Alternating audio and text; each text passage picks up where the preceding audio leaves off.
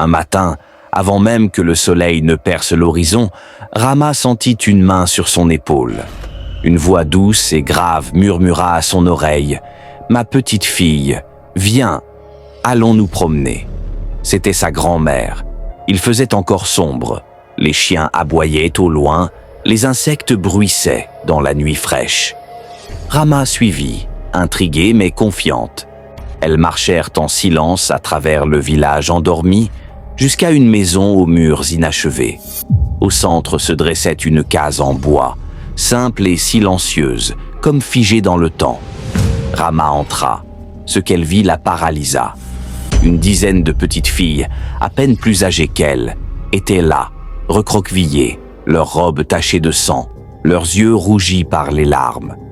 L'air sentait le fer et la peur. Rama voulut faire demi-tour, mais une femme grande, aux bras puissants, l'attrapa fermement.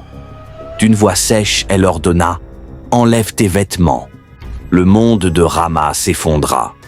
Les larmes roulèrent silencieusement sur ses joues. Elle obéit, tremblante. On la souleva et la déposa sur une table en bois rugueux.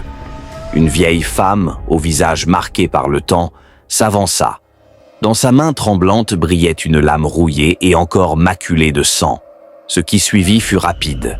Un geste, une douleur fulgurante, un cri qui déchira le matin encore endormi. Rama hurla. Son corps se raidit, le sang jaillit. On appliqua sur sa plaie une pâte noire qui brûla comme du feu. Ses jambes ne la portaient plus. Et dans ce chaos, une voix retentit. « Maintenant, tu es une vraie femme ». Le village célébra. On chanta. Rama Agnu Nyam Afam Bouwour. Rama, elle, ne sentait plus rien d'autre que la douleur et le silence. Ce jour-là, son enfance s'envola comme une feuille emportée par le vent. 2 jours plus tard, son corps commença à brûler de fièvre. L'infection gagna du terrain. Il n'y avait dans le village qu'une petite case de santé, sans médicaments suffisants, sans moyens adaptés.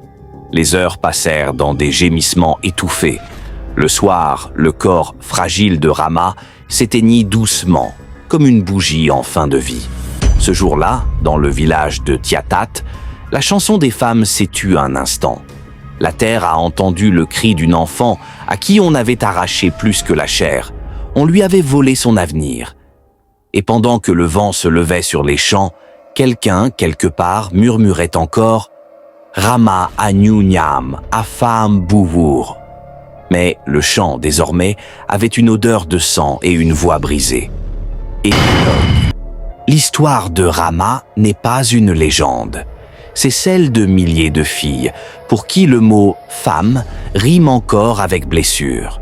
Derrière chaque chant de fierté se cache souvent une douleur silencieuse que personne n'écoute vraiment.